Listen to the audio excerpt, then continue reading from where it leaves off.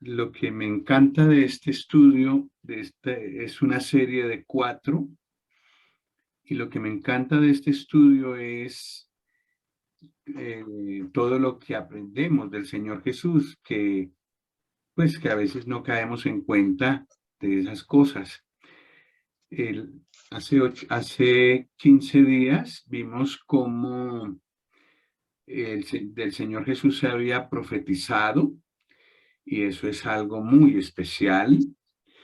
Vimos también su llamado, el llamado del Señor Jesús. Antes de venir a esta tierra ya estaba escrito. Ujú. Vimos su ternura, cómo se acercó a las personas, sobre todo a las más desvalidas, a las que el resto despreciaba, a las que habían estado muy golpeadas por la vida.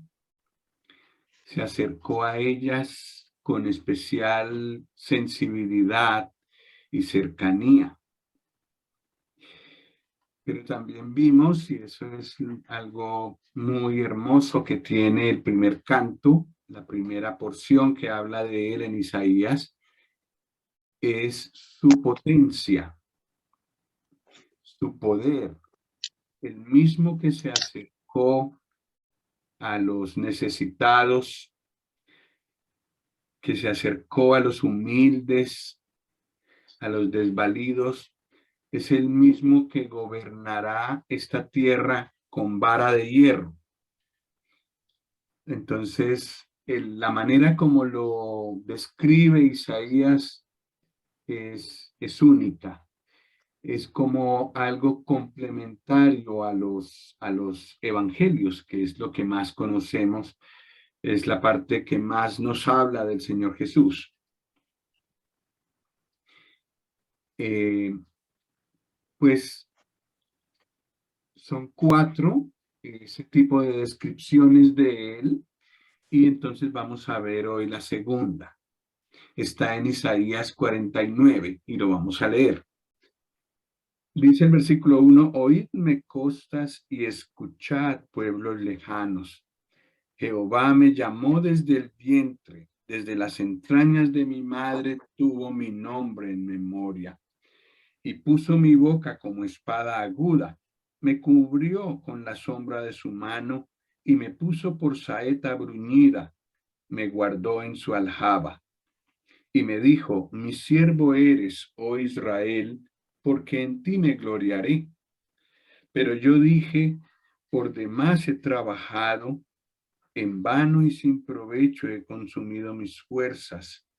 Pero mi causa está delante de Jehová y mi recompensa con mi Dios. Vamos a leer hasta ahí nada más, aunque el canto va hasta el 13, hasta el versículo Sí. 13, pero esto describe una primera parte del siervo, de lo que es él y de lo que vino a ser. El versículo 1,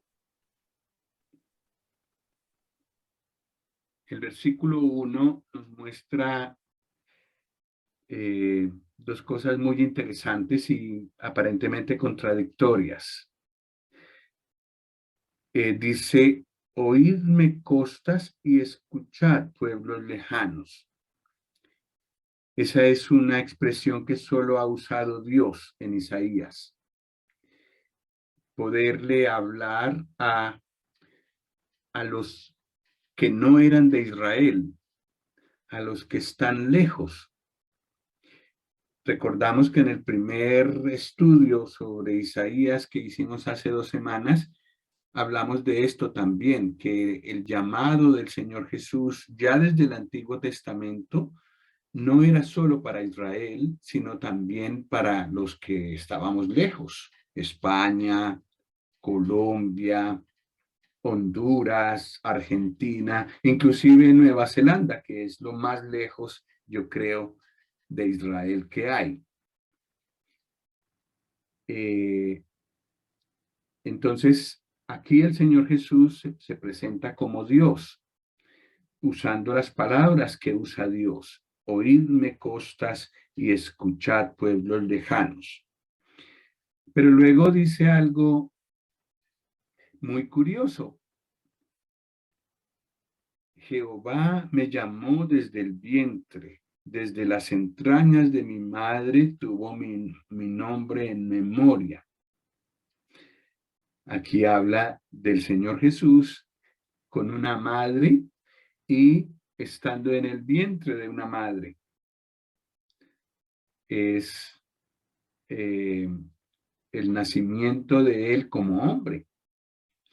Entonces, en el mismo versículo vemos un comportamiento solo exclusivo de Dios y un comportamiento o una situación humana. Él es Dios y hombre a la vez. Esto es importante, aunque sí, la persona del Señor Jesús es tan compleja que nos cuesta trabajo comprender que en la misma persona haya tantas diferentes cosas, ¿cierto? Isaías, en sus 4 porciones, nos demostrará que Él es el siervo perfecto, el siervo, sí, modelo, ¿cierto? Si a nosotros nos preguntaran cómo es un siervo modelo, pues empezaríamos a pensar, pues alguien que haga caso, que lea las órdenes que uno le da, ya, digamos, antes de pronunciarlas, él ya lo sabe y lo hace, tiene muy buena actitud, sirve por amor, se adelanta a las cosas, es acomedido. Y bueno, esas descripciones que nosotros podemos hacer de un siervo se quedan cortas cuando pensamos en el Señor Jesús. Y lo que está tratando de hacer Isaías es describirnos pues todas las excelencias de este siervo. Y aquí tenemos dos. Es Dios y hombre a la vez. En el versículo 2 nos muestra al Señor Jesús, del arma que el Señor Jesús tenía. Una espada y una saeta, una flecha. Y no era otra cosa que su palabra. La palabra de Dios tiene esta manera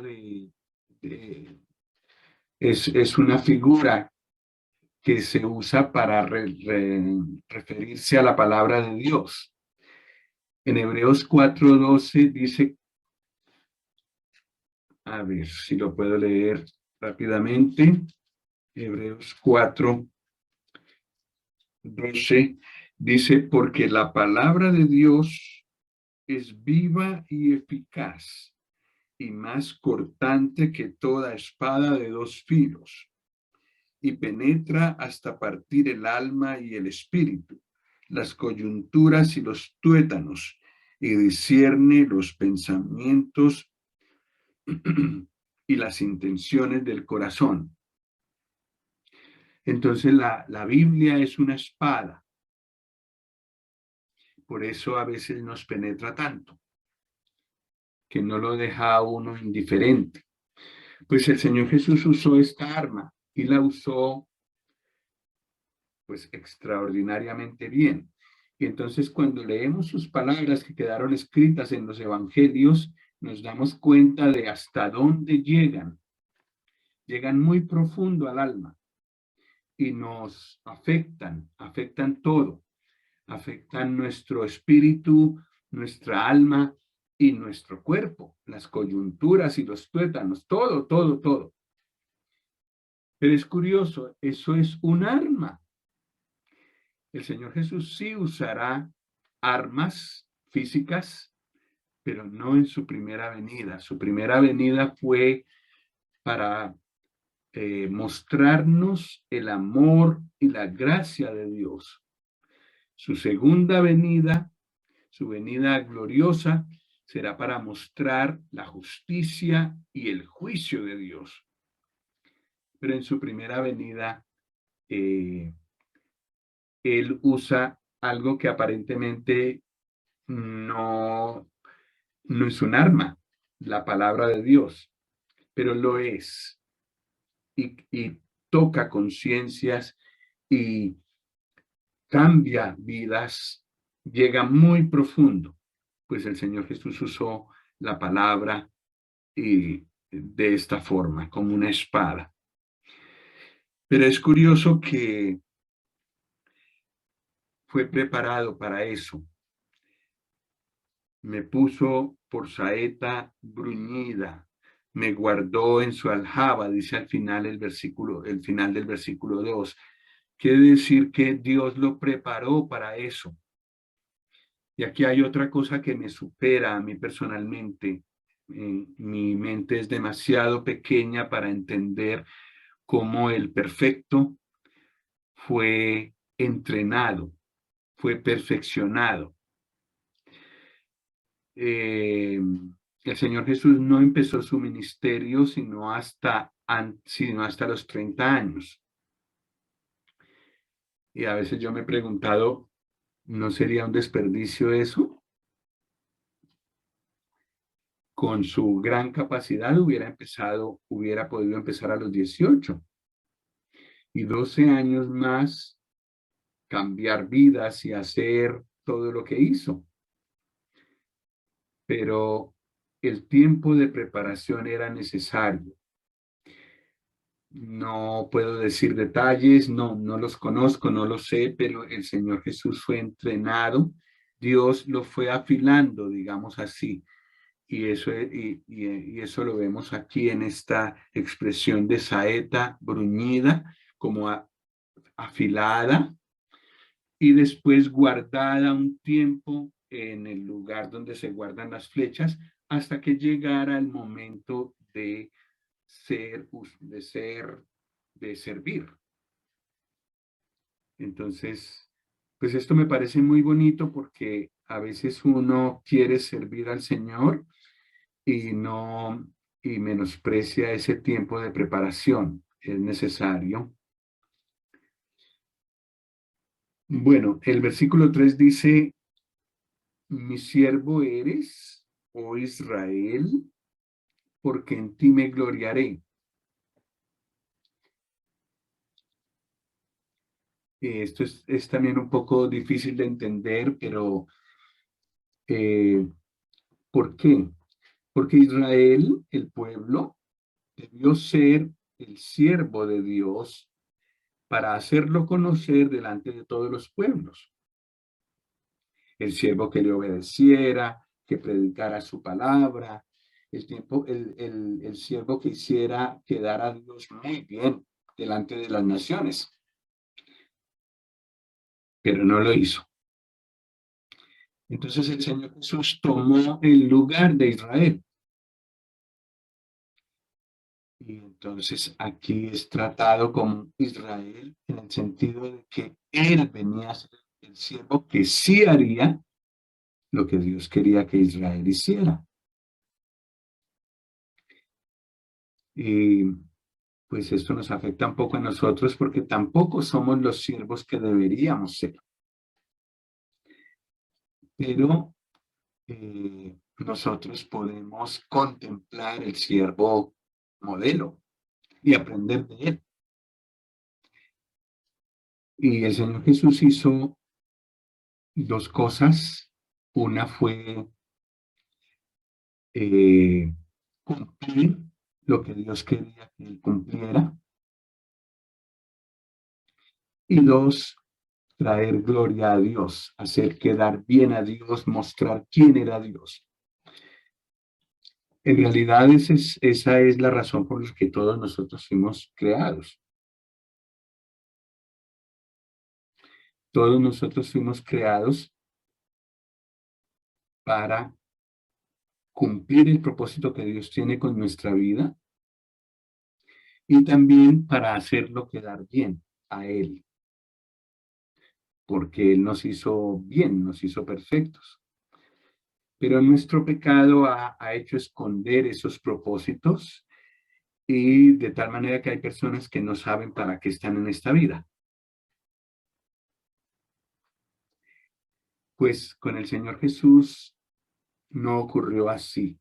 Y Él sabía para qué había venido y al final de su vida, antes de ir a la cruz, dijo, Padre, yo te he glorificado en la tierra, he acabado la obra que me diste que hiciese.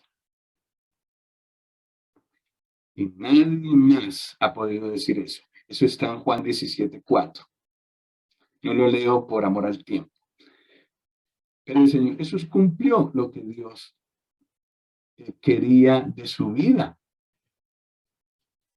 Y la tarea de nosotros, de todos nosotros, es primero venir a donde Él para que Él nos quite el pasado de pecado y de mal que hemos hecho.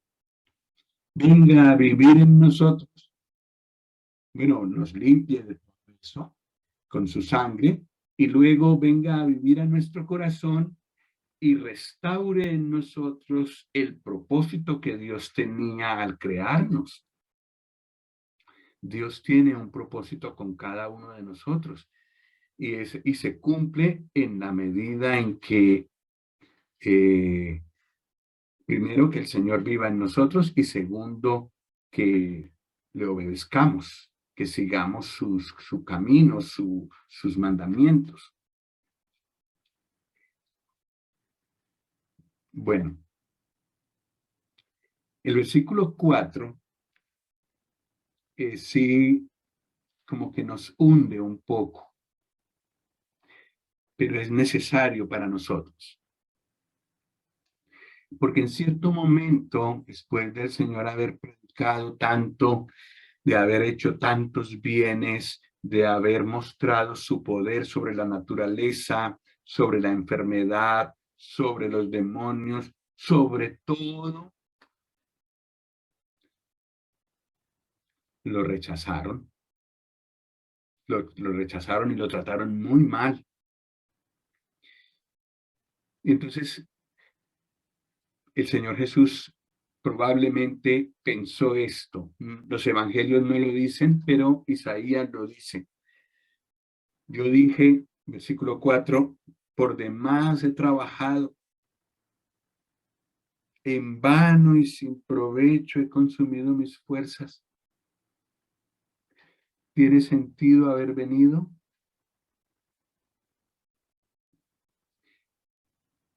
Pero con él esas palabras tienen mucho sentido porque él era el siervo perfecto.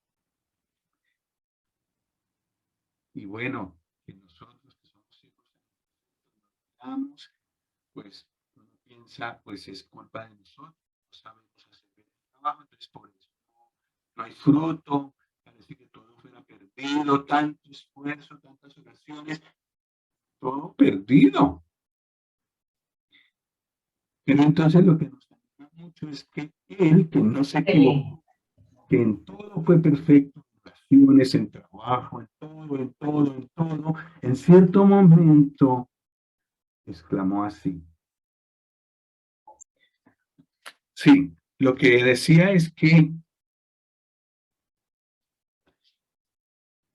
parece por las apariencias que que el Señor Jesús había perdido su venida, que no había fruto, que entre más hablaba y más bienes hacía, como que la gente se rebelaba más, como que había venido en vano. Tanta profecía, tantas cosas, el cielo que celebra su nacimiento, tanto esfuerzo de parte de Dios de anunciar a su siervo con tiempo y la gente más dura. Entonces, él, como siervo perfecto, no se equivocó. y sin embargo terminó colgado en la cruz, abandonado por los suyos, salvo unos pocos, y solo y rechazado por todo el mundo. ¿Para qué vino? ¿Perdió la venida? Eso es lo que dicen estas dos frases. Parece, aparentemente, si miramos solamente a esta tierra, que se perdió ese trabajo tan bien hecho, tan perfectamente hecho de parte del siervo de Dios. Pero en el mismo versículo, él no mira ya a la tierra, sino que mira arriba. Y dice, pero mi causa está delante de Jehová y mi recompensa con mi Dios. En otras palabras, no vine en primer lugar por los seres humanos. Vine en primer lugar por mi Dios. Y Él sí está agradado. Y yo le dejo todo mi trabajo, toda mi causa a Él. Y el futuro de lo que he hecho también se lo dejo a Él, la recompensa. El presente y el futuro se los dejo a Él. Esto es de las cosas más hermosas que tiene la Escritura. Porque muchos de nosotros también hemos orado mucho, hemos trabajado mucho, hemos tratado de hacer muchas cosas para el Señor, hemos tratado de hablar a muchas vidas, hemos hasta llorado y a veces, muchas veces no vemos fruto. Y entonces se pregunta uno, ¿y todo eso para qué?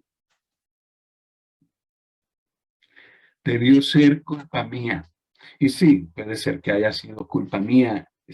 Estamos aprendiendo a servir, estamos aprendiendo a orar, estamos aprendiendo a testificar del Señor, estamos aprendiendo. Pero aún el que llevó a su perfección el servicio tuvo este resultado, aparentemente en vano. Entonces él nos enseña cuando tengamos esa sensación de haber perdido el tiempo, de haber perdido los esfuerzos, haber perdido tanto trabajo, dejemos de mirar abajo y miremos para arriba. Allá está el Dios que ve todo lo que he hecho, las intenciones de mi corazón y que recompensa no según el fruto, es decir, no según la cantidad de personas que me escuchan, no según la cantidad de convertidos que el Señor haya hecho a través mío, sino por la fidelidad en el servicio. Y claro, ahí la cosa cambia. Tenemos ánimo permanente porque nuestro Dios sí ve las cosas, sí ve lo que queremos hacer y sí aprecia cada esfuerzo. Pues eso nos enseña el siervo de Dios y eso le sirvió mucho a Pablo, le sirvió mucho a otros siervos de Dios y también nos sirve a nosotros. Bueno, en los versículos 5 y 6 se nos dice para qué vino el siervo de Dios, el Señor Jesucristo, a esta tierra. Y nos sirve, nos ilustra mucho y nos alienta mucho también, porque lo que Dios quería que él hiciera en su primera parte, en su primera venida, lo cumplió. Y lo que falta todavía también lo hará. En el versículo 5 dice, Ahora pues, dice Jehová, el que me formó desde el vientre para ser su siervo, para hacer volver a él a Jacob y para congregarle a Israel, porque estimado seré en los ojos de Jehová y el Dios mío será mi fuerza. Dice Dios, poco es para mí que tú seas mi siervo para levantar las tribus de Jacob y para que restaures el remanente de Israel. También te di por luz de las naciones para que seas mi salvación hasta lo postrero de la tierra.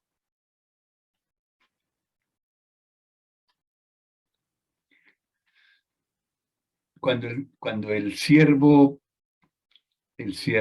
de Dios, el Señor Jesucristo, mira a Dios, deja de mirar aquí la tierra y el poco fruto que se ve aquí y mira a Dios, encuentra el propósito que Dios tenía con él al enviarlo a esta tierra.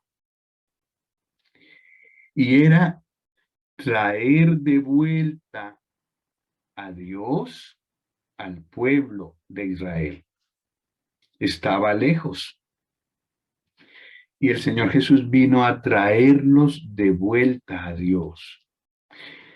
Muchos de ellos tenían una religión muy bonita, con muchos detalles, muchas cosas que hacer, muchos mandamientos que guardar, pero su corazón estaba lejos de Dios. Para Dios eso no sirve. Entonces el Señor Jesús vino a hablar de eso. El Señor quiere el corazón, no una religión. La religión es fría, la religión es relativamente fácil de cumplir, pero la religión nos hace iguales a los budistas, a los musulmanes, nos hace iguales inclusive a los pueblos que adoraban el sol y la luna. Pero eso no es lo que Dios quiere. Dios quiere una relación, no una religión.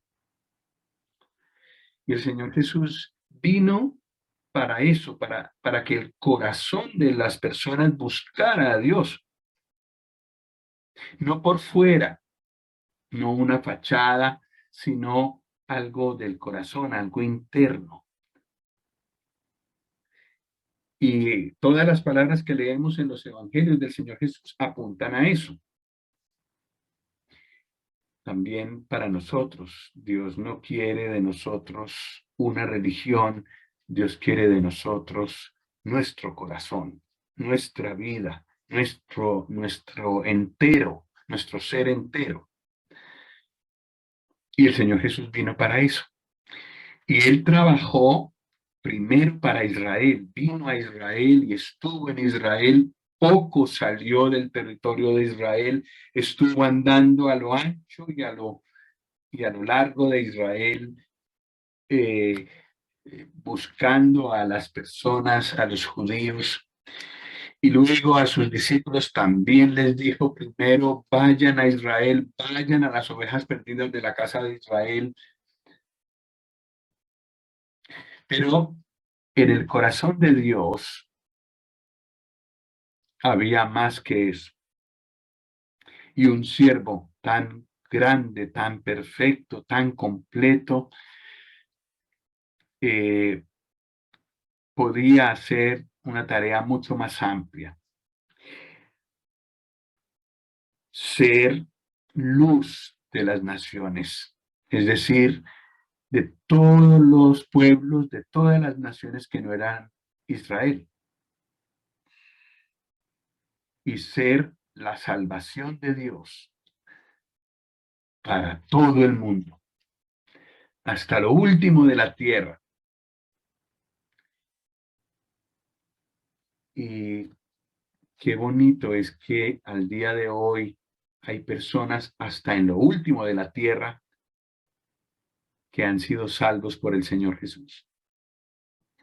El propósito de Dios con enviarlo a Él se está cumpliendo todavía.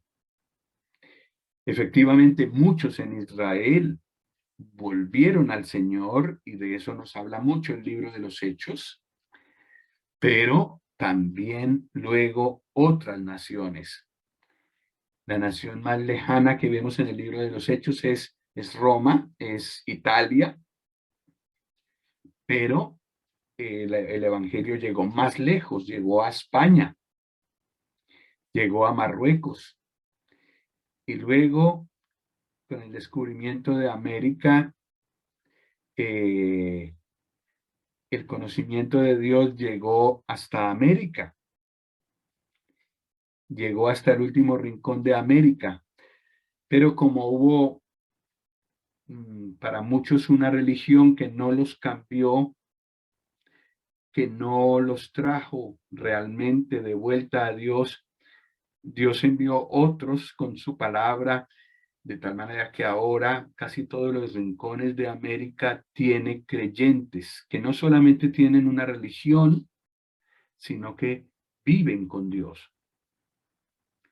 Y por el otro lado también llegaron muy lejos, de tal manera que en las islas del Pacífico, muy lejos de todo, hay creyentes, pero no que tienen una religión, que cambiaron la adoración del sol, de la luna y de las estrellas por otra religión, sino que viven para el Señor, que desean agradarle, que quieren vivir para Él, que tienen una relación viva con Dios. Eso vino a traer el Señor Jesús y eso se está cumpliendo. Y el Señor sigue llamando en todas partes a las personas a que hagan eso, a que le entreguen su vida de pecado al Señor Jesús y le rindan la vida por completo y quieran eh, restaurar en sí mismos el propósito que Dios tenía al crearnos.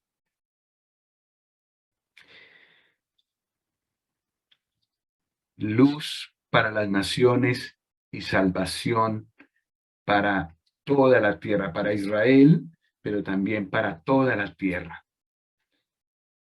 El Señor Jesús es un siervo único. Él supera a todos los demás profetas que vinieron en el Antiguo Testamento y que solo hablaron a Israel. Alguno habló a otras naciones, pero no a toda la tierra, como pasó con el Señor Jesús.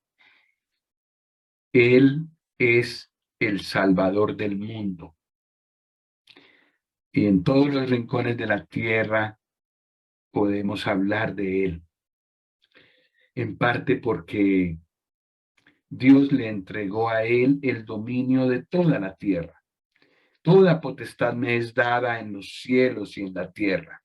Por tanto, id y haced discípulos a todas las naciones, dijo el Señor al final de Mateo. Y finalmente el versículo 7 nos resume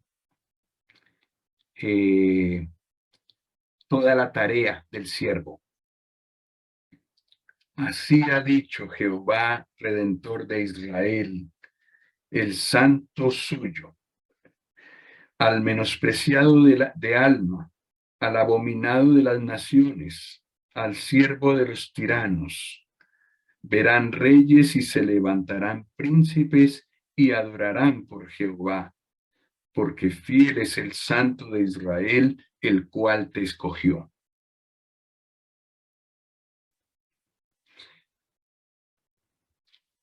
Aquí vemos reyes postrados delante de Dios.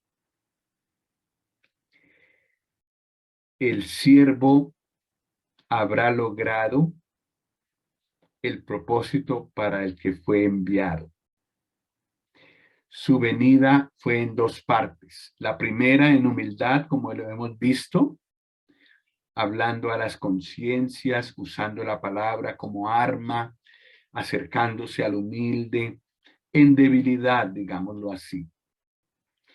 Pero vendrá un momento en el que Él aparecerá en gloria. y someterá a todas las naciones. Y claro, los reyes, los poderosos de la tierra, los que ahora hablan contra Dios, se postrarán y lo adorarán a Él, al Señor Jesús. Entonces, otra vez, más o menos tenemos el mismo formato de Isaías 42, donde leímos hace 15 días. El Señor Jesús o el siervo de Dios viniendo, digamos, en dos partes principalmente. En su primera venida, su primera aparición en humildad y su segunda aparición en gloria, para acabar con el mal, para juzgar el mal y también para traer a Dios a todas las personas. En el tiempo en el que Él reine, su dominio será absoluto, completo. Todas las naciones se someterán a Él, quieran o no. Y el propósito de Dios al enviar su siervo se cumplirá. Pues quizás lo que más alienta de este canto, de esta porción, es el hecho de que aparentemente la tarea puede ser un fracaso. Lo que hagamos para el Señor puede ser aparentemente un fracaso. Y lo que nos enseña el Señor Jesús con su actitud es a levantar la mirada y servir con los ojos puestos en Dios y no en los hombres. Porque los propósitos de Dios se cumplirán. Y no hay nadie que pueda frenar eso ni que lo pueda impedir. Pues espero que ustedes hayan recibido el mismo ánimo que yo he recibido al leer estas palabras. Muchas gracias.